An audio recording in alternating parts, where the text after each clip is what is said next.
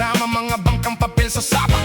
Kanyang ngiti lumiliwanag ang paligid, at pag siya'y dumadaan mga leeg ay pumipilipit. Tugod ng ganda noong siya ay nagdalaga. Tuwing kausap ko na malimit akong tulala. Kahit may nararamdaman pinilit ko isara ang bibig, ang pintig ng puso para sa kanya. Sasayawan matapos kami makapagtapos, dahil pinawi sa mukha ako'y nagpunas ng pulbos. Kahit parang hindi pantay ay nagmamadaling hinila, pinakilala niya lalaki na taga Maynila.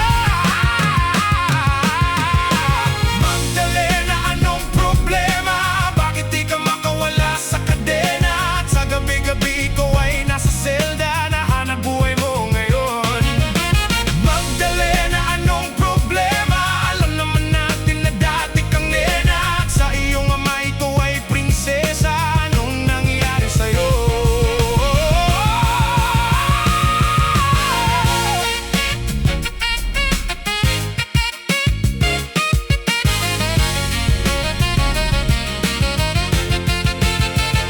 Maraming taon ako'y nalipasan, pinilit ko mang takasan, bagkus ay aking nalaman ang tunay kong kailangan. Di ko maibaling ang pagtingin ko sa iba, minamahal ko siya, hahanapin ko si Magda.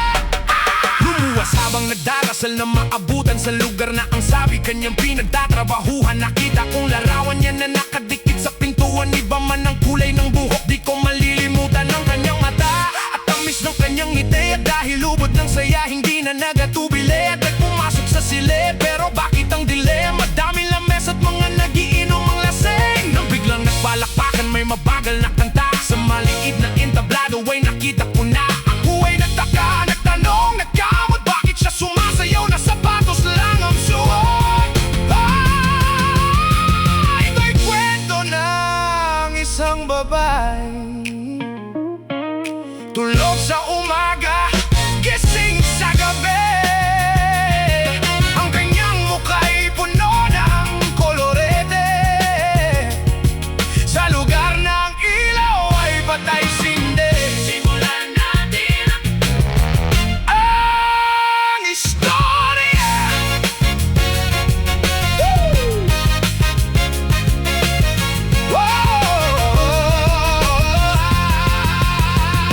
Agad siyang sumama sa'kin, walang takaba-kaba. Ang trato niya sa'kin ay nobyo, tila katak-kataka. Bumaba sa taksin doon pinara sa may lamesa, parang ako'y bida sa mga sumunod na eksena. Kung ito ay panaginip, ayoko nang magising, ngunit ako'y nanaginip, umaga na nang magising. Ang naabutan ko lamang ay may sobre sa lapag, liham para sa'kin na isinulat niya magdamag. Kahit gulong-gulo ang isip, pinilit kong basahin, di malilimutan ng mga sinabi niya sa akin. Mahal kong Ernesto, alam kong tulog mo'y malalim.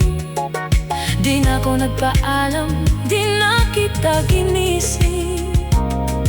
Salamat nga pala sa pasalubong mong kalamay, at sa pinakamasayang gabi ng aking buhay. Nung iniwan ko ang baryo natin, ang akala ko isang tunay na pag-ibig ang matatagpuan mo. Hinahanap kung saan-saan at kung kani-kanino. Di ko inakalang ito ang kahantungan ko. Imbis na ako'y sagip pinitinulak sa bangin, ito palang ibig sabihin ng kapit sa patalim. Kung mabaho sa bunin, kung makatigamutin, kung hindi na masikmura ay ibaling ng tingin. Kahit ako'y bayaran at kaladkaring babaeng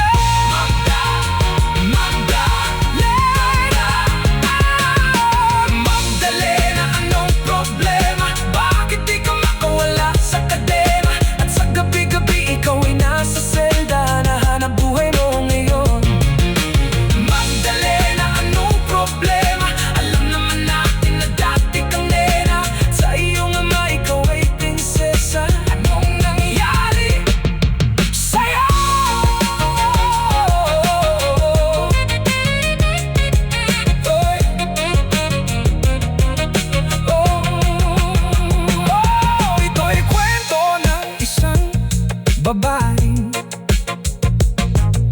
tulog sa umaga, gising sa gabi.